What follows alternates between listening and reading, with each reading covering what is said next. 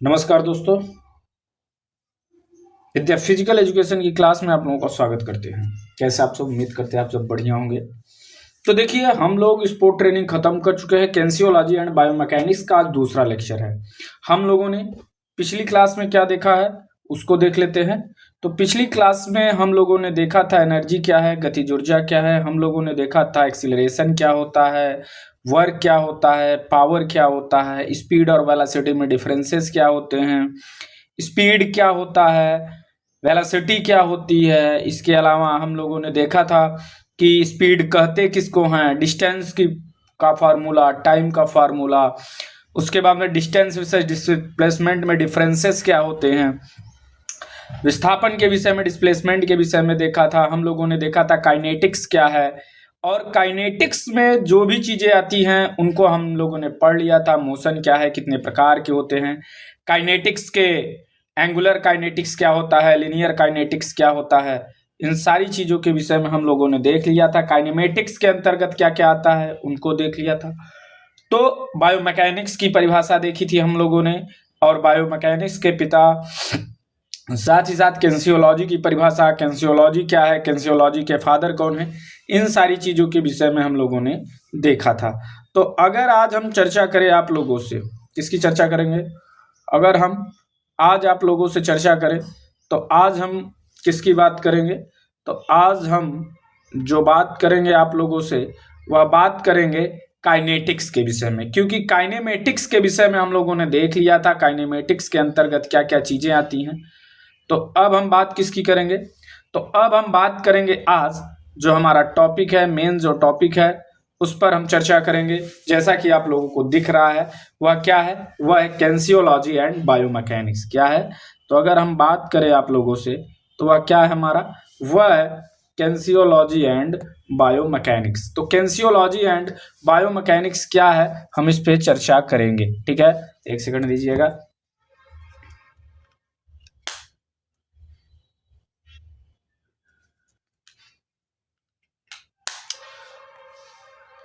तो यहाँ पे हम कैंसियोलॉजी एंड बायोमैकेनिक्स के विषय में हम चर्चा करेंगे। तो कैंसियोलॉजी एंड बायोमैकेनिक्स में वो कौन सा टॉपिक होगा? तो हमारा टॉपिक होगा न्यूटन्स लॉ। कि न्यूटन्स का जो गति का नियम है यह इतना इंपॉर्टेंट है कि हर एग्जाम में आपको यहाँ से क्वेश्चन देखने को मिलेगा ही मिलेगा। तो चलिए, अगर हम बात करें न्यूटन्स लॉ की, तो न्यूटन्स की बात करें अगर हम, तो न्यूटन्स ने ही आपके गुरुत्वाकर्षण का भी नियम दिया था। तो यहाँ पे अगर मैं बात करूं तो गति के सिद्धांत, लॉ ऑफ मोशन की बात होगी। यहाँ पे गति के 3 नियमों को, कितने नियमों को? 3 नियमों को दिया गया, जिसको न्यूटन ने सूत्रबद्ध किया था। न्यूटन ने इसको बताया था क्या होता है। इसमें न्यूटन को, इसी को क्या कहा जाता है? न्यूटन के गति का नियम। तो पूछा जाता है गति का नियम किसने दिया, यही क्वेश्चन पूछा जाता है, गति का नियम किसने दिया? तो गति का नियम आपके न्यूटन ने दिया। किसने दिया?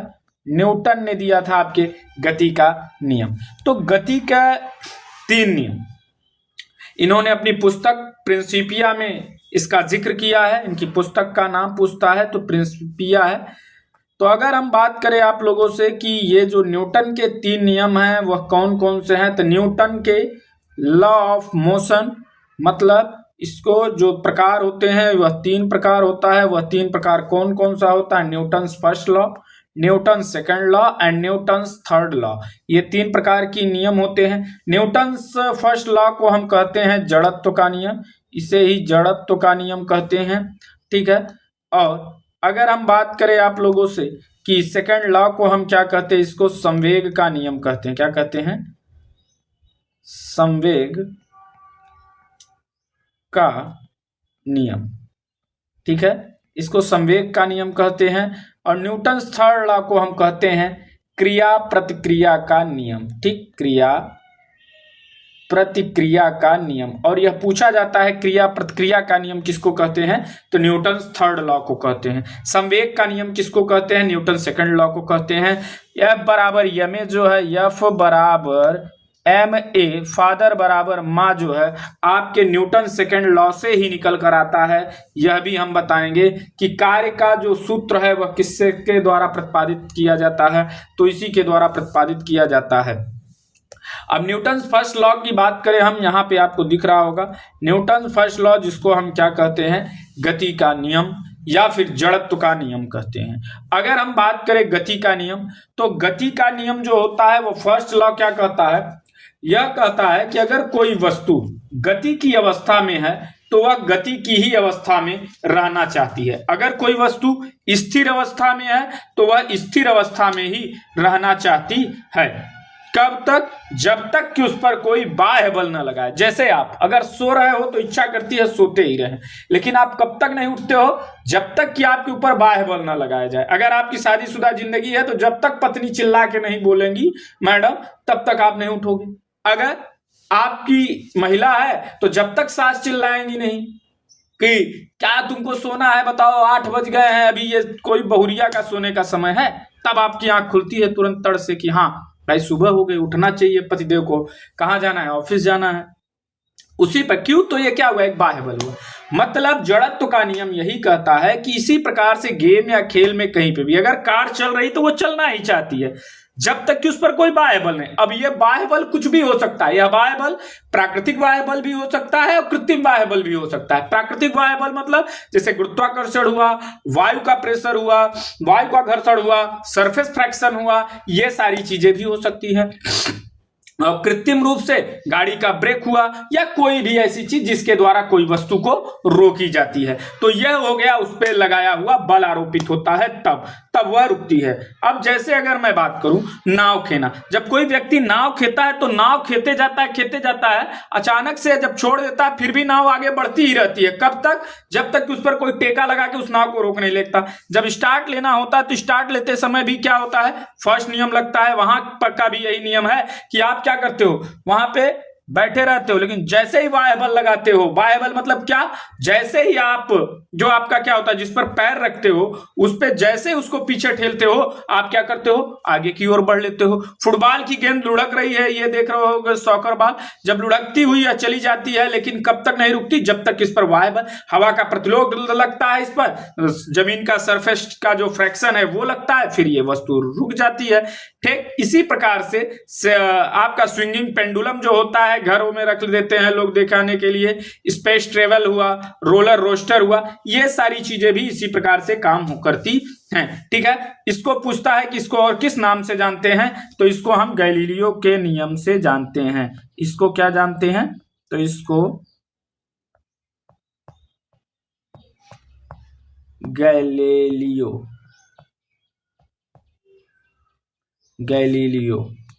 का नियम।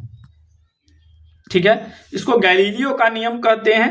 ठीक, उसके बाद में अगर मैं बात करूं आप लोगों से कि इसके एग्जाम्पल की, तो यहां आप इसके एग्जाम्पल बहुत अच्छी तरीके से आप देख पा रहे होंगे। यहां आप देख रहे हो कि एक बॉल है, यह बॉल क्या कर रही है, आगे की ओर लुढ़कती ही जा रही है। क्या कर रही है, आगे की ओर लुढ़कती ही जा रही है, यह रुक नहीं रही है। देख रहे हैं आप, ये क्या कर रही है, बार बार लुढ़कती ही जा रही है। यहां पे देखेंगे एक क्या है, एक व्यक्ति है जिसका दिमाग हिलता है, वो आगे बढ़ता ही जाएगा, और यहाँ पे एक मोर इनर्शिया है, एक जड़त्व तो है हाथी जो कि अपने स्थान पे खड़ी है। अब ये चलायमान है तो यह चलता ही जा रहा है, और यह क्या है, यह इनर्शिया ऐसा है जो कि क्या है, यह ऐसा है जो कि अपनी जगह पर ही रुका हुआ है। तो अब ये जब गया और इसके साथ क्या हो गया, लड़ गया तो ये गिर गया। अब यह भी वस्तु मूवमेंट में आती, लेकिन कब, अब ये तो रुक गई। क्यों रुकी, क्योंकि इसके ऊपर मोन इनर्शिया लगा, मतलब जितना इनर्शिया इसके पास था उससे ज्यादा इनर्शिया इसके पास है। अब अगर हाथी से ज्यादा इनर्शिया लग जाता तो हाथी मूवमेंट में आ जाती। तो मतलब अपनी स्थितियों में परिवर्तन तभी हो सकता है। यहां देखोगे brake applied bus driver, an object placed on an the plane surface, किसी वस्तु पर रखी होती है।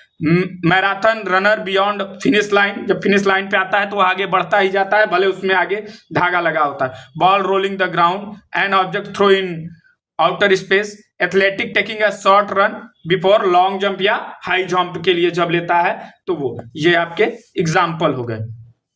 ये है आपका फर्स्ट लॉ। अब सेकंड लॉ की बात करते हैं कि न्यूटन का सेकंड लॉ क्या कहता है। न्यूटन सेकंड लॉ यह कहता है, इसको और किस नामों से जानते हैं तो याद रखना मेरे भाई, इसको त्वरण का नियम कहते हैं। दूसरा पूछता है इसको और किन नामों से जानते हैं, इसको संवेग का नियम कहते हैं, लॉ ऑफ एक्सीलरेशन इसको बोलते हैं। क्या बोलते हैं? लॉ ऑफ एक्सीलरेशन बोलते हैं।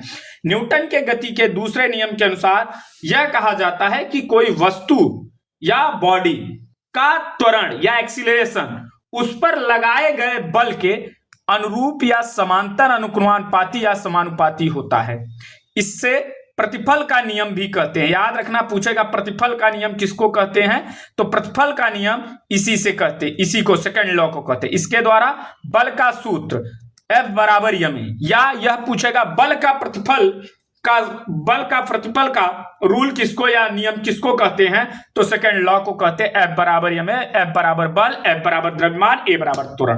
कहने का मतलब यह है कि अब समानुपाती अनुक्रमानुपाती मैंने कुछ वर्ड्स बोले जो आपको समझ में नहीं आए, वह अगर हम बात करें कि न्यूटन का यह नियम भार और बल और संवेग के संबंधों को दर्शाता है। कहने का मतलब यह है कि वस्तु जितनी वजन होगी उसको क्या करना होगा, उतना ज्यादा क्या लगाना पड़ेगा, बल लगाना पड़ेगा। किसके लिए? उसको संवेग में लाने के लिए। संवेग कहने का मतलब यह है कि उसकी अगर संवेग बढ़ानी है, उसमें एक्सीलरेशन लाना है, उसकी स्पीड बढ़ानी है, तो उसमें क्या होगा, उस वस्तु से ज्यादा, जितना ज्यादा आप बल लगाओगे वस्तु उतना ज्यादा एक्सीलरेट करेगी, जितना कम बल लगाओगे वस्तु उतना कम एक्सीलरेट करेगी। अगर वस्तु अपनी ही जगह पर तभी बनी रह सकती है जब क्या करोगे, बल उस पर कम आरोपित करोगे। मतलब कि यह क्या होता है, किसके अनुपाती होता है, तो याद रखना यह जो है बल के अनुरूप होता है। अर्थात बल ज्यादा लगाओगे तो एक्सीलरेशन ज्यादा होगा, बल कम लगाओगे तो एक्सीलरेशन कम होगा। ठीक है, इसे इसीलिए प्रतिफल का नियम भी कहते हैं, याद रखना। ठीक है, समझ में आया कि नहीं। अब अगर मैं बात करूं तो आपका एक क्वेश्चन यह भी पूछता है कि न्यूटन का कौन सा नियम जो भार, बल और संवेग के बीच संबंध स्थापित करता है, तो यह न्यूटन का द्वितीय नियम ही कहलाता है।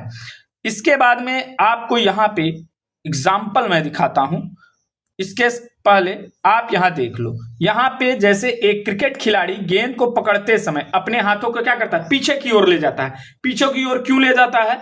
क्योंकि वह स्पीड में होती है, आता है, पीछे ले जाता है, रोकता है, फिर पीछे ले जाता है, जिससे क्या हो, चोट उसको कम लगे। इससे क्या होता है, इससे यह होता है, मैंने बताया ना कि अगर उसके अंदर एक्सीलरेशन कम करना है तो बल लगाना पड़ेगा। जितना ज्यादा बल लगाओगे वस्तु उतना ज्यादा एक्सीलरेट करेगी, जितना कम बल लगाओगे वस्तु उतना कम एक्सीलरेट करेगी। तो मतलब वही है। अब लिए अब पीछे की ओर, तो उसमें थोड़ा सहारा, उसमें जड़त्व दिए, फिर वो पीछे आया। उसी प्रकार से जैसे टेनिस खेल में खिलाड़ी फोर हैंड शॉट खेलते समय अपनी तीव्रता बल लगाता है गेंद को क्या करने के लिए, विपक्षी टीम की ओर गेंद को विपक्षी। अब जितना ज्यादा बल लगाएगा इसमें उतना जल्दी बॉल उधर क्रॉस करेगी, जितना कम बॉल लगाएगा उतना पास रह जाएगी। मतलब तीव्र गति से आती गेंद को वापस हिट करने पर गेंद को कोर्ट की दिशा में परिवर्तन करने के लिए क्या करना होगा, अधिक बल लगाना होगा। क्या होगा, गेंद के विपक्षी खिलाड़ी द्वारा पुनः क्या होता है के लिए टेनिस पर अधिक बल लगाए जाने की आवश्यकता पड़ती है, नहीं तो नहीं। ठीक है, उसी प्रकार से rocket launch, car crash, two people walking together, pushing shop cart, pushing car and truck, ये सारी चीजें हैं। इसके अलावा अगर हम यहाँ पे आपको विथ एनिमेशन दिखाते हैं, विथ एनिमेशन अगर हम दिखाते हैं तो यहाँ देखिएगा न्यूटन सेकंड लॉ क्या कहता है। न्यूटन सेकंड लॉ यह कहता है कि अगर कोई व्यक्ति है, मतलब अगर ऑब्जेक्ट आर रेस्टिंग फेज में है तो उस पर बल लगाओगे तो वो आगे, जितना ज्यादा बल लगाओगे उतना ज्यादा वह दूर जाए। अगर वस्तु क्या है, अधिक वजन है, क्या है, अगर मैं बात करूं यहाँ पे आप देखोगे तो अगर मैं यहाँ पे तो देखो, अगर यहाँ पे हम बात करें तो यहाँ देखोगे तो यहाँ क्या है, यहाँ बिफोर, पहले वह क्या है, ऑब्जेक्ट जो है, पहले ऑब्जेक्ट क्या है, पहले अगर हम बात करें तो पहले ऑब्जेक्ट अपने स्थिर अवस्था में है, रेस्ट अवस्था में, लेकिन ऑब्जेक्ट एक्सीलरेट कब करेगी, जब इस पर आप बल आरोपित करोगे तब। ठीक उसी प्रकार से जब हम बात करें आप लोगों से कि आपका, अब यहां देखो, अब जितना ज्यादा बल लगा रहा है उतना तेज वस्तु एक्सीलरेट। अब ये इसका वजन ज्यादा है हाथी का, ये बल कम लगा पा रहा है, तो मतलब उससे कम बल लगाया तो वस्तु कम धीरे गई।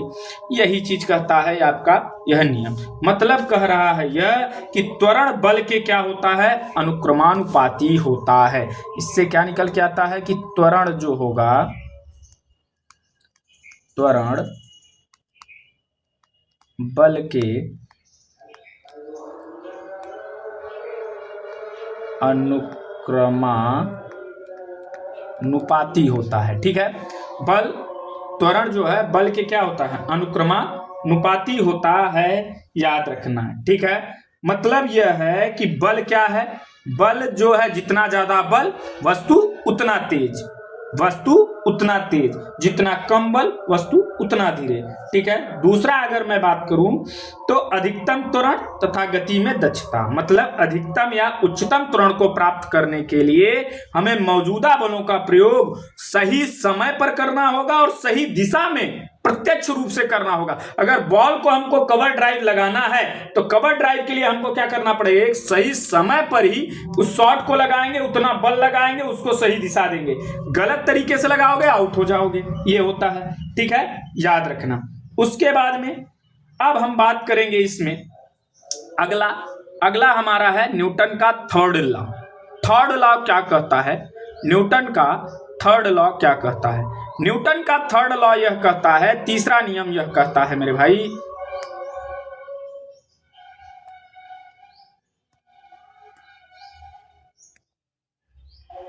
ठीक, तो न्यूटन का थर्ड लॉ यह कहता है कि इसको क्रिया प्रतिक्रिया का नियम कहते हैं, law of action and reaction. पूछता है पहला क्वेश्चन यही कि एक्शन और रिएक्शन रूल किसको कहते हैं, इसी को थर्ड लॉ कहते हैं, एक्शन एंड रिएक्शन का नियम कहते हैं। इस नियम के अनुसार प्रत्येक क्रिया की हमेशा बराबर और विपरीत क्या होता है, प्रत्येक क्रिया की हमेशा बराबर और प्रतिक्रिया होती है, बराबर और विपरीत प्रतिक्रिया होती है। जैसे स्विमिंग के दौरान तैराकी अपने हाथ से पानी को क्या करता है, पीछे ढकेलता है। यहां देखोगे एक स्विमर है, वस्तु क्या होगी, आगे की ओर बढ़ती जाएगी, पानी को पीछे ढकेलता जाएगा और पानी इस क्रिया के फलस्वरूप तैराकी को क्या करती है, आगे की ओर ढकेलती है।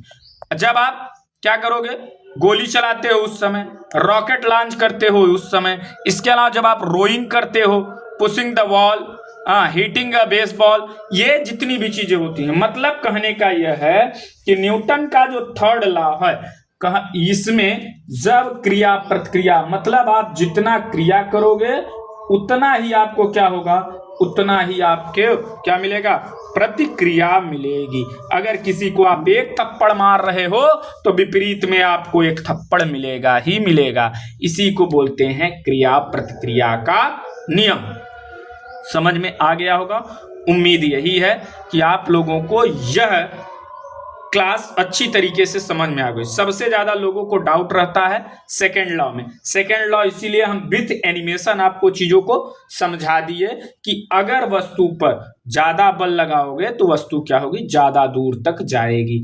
अगर मान लो कि सेकेंड लॉ को मैं एक बार एक्सप्लेन कर देता हूं आपको फिर से। जैसे सपोज दैट, मान लो आपको कि कोई वस्तु है, अगर उस पर 50 न्यूटन, कितने न्यूटन भैया मेरे, 50 न्यूटन बल लगा है। अब इस 50 न्यूटन वस्तु का भार कितना है, 10 न्यूटन का। तो अगर 10 न्यूटन का है और इस पर 50 न्यूटन बल आरोपित करोगे तो यह वस्तु क्या होगी, ज्यादा स्पीड जाएगी। सेम 50 न्यूटन का बल है, ठीक, 50 न्यूटन बल ही आरोपित कर, लेकिन इस वस्तु का भार कितना है, इस वस्तु का भार मान लो कि 100 न्यूटन है। तो वस्तु क्या होगी, वस्तु बहुत ही कम एक्सीलरेट करेगी। यही हुआ कि अगर आप बढ़ाओगे, अब यही 100 है, अगर मैं यही 200 कर दूं तो यह बढ़ जाएगा। मतलब एक बार अगर ऑब्जेक्ट का भार मान लो 10 न्यूटन ये है, 10 न्यूटन ये है, अगर इस पे 50 न्यूटन लगाया तो वस्तु ये, और इस पे 100 न्यूटन लगाया तो कौन ज्यादा दूर जाएगी, वस्तु। जिस पर 100 न्यूटन लगाया मतलब बल ज्यादा, वस्तु ज्यादा दूर जाएगी। अब मान लो बल मैंने समान कर दिया 50 न्यूटन और 50 न्यूटन दोनों हो गए, ठीक है ना, 50 न्यूटन बल लगा दिया, और वस्तु का भार जो है ये है 50 किलो और ये है 10 किलो, तो कौन ज्यादा दूर जाएगी, मतलब अगर वस्तु पर ज्यादा बल आरोपित कर रहे हैं तो कम वाली वस्तु ज्यादा दूर जाएगी, वस्तु पर ज्यादा बल आरोपित कर रहे हैं तो भारी वाली वस्तु क्या होगी। तो ये आपको अच्छी तरीके से समझ में आ गया होगा। तो चलिए उम्मीद करते हैं ये चीजें आपको अच्छी तरीके से समझ में आ गई होंगी। तो thank you for watching this channel. अगर आप नए हैं तो विद्या फिजिकल एजुकेशन को आप सब्सक्राइब कर लें, एवं अगर आप नए हैं तो क्या करें, चैनल को सब्सक्राइब कर लें एवं वीडियो को क्या कर दें, लाइक कर लें और ये बेल आइकन को दबा लें, जिससे आपको जब क्लास जाएगी नोटिफिकेशन जाएगा। वैसे तो डेली क्लास आपकी 8 PM पर होती है, डेली आपकी 8 PM पर क्लास होती है, तो परेशान होने की जरूरत है। 8 PM पे आप जाके देख सकते हो, डेली क्लास होती है। इसमें मैंने स्पोर्ट ट्रेनिंग खत्म करा दिया है, जो लोग नहीं देखे हैं वो लोग चले जाएं। Sequence wise, serial wise playlist बनवा दी है, सारी लेक्चर वहां पड़ी है, आप अच्छे से उसको क्लियर कर सकते हो। इसके साथ ही साथ अगर अच्छा लगे तो क्लास को शेयर करें, ज्यादा से ज्यादा लोगों तक इसको पहुंचाएं। अगर आप सब्सक्राइब कर लिए हैं तो इसको चैनल को ग्रोथ या हम ये कह सकते हैं लोगों तक पहुंचाने में मदद करें। ये चैनल आपका है, अगर किसी भी प्रकार का कोई सुझाव है तो वो भी आप हमें दे सकते हैं। ठीक है, तो चलिए मिलते हैं एक नई क्लास के साथ, नए टॉपिक के साथ किनेसियोलॉजी के। तब तक के लिए विदा लेते हैं। जय हिंद, जय भारत।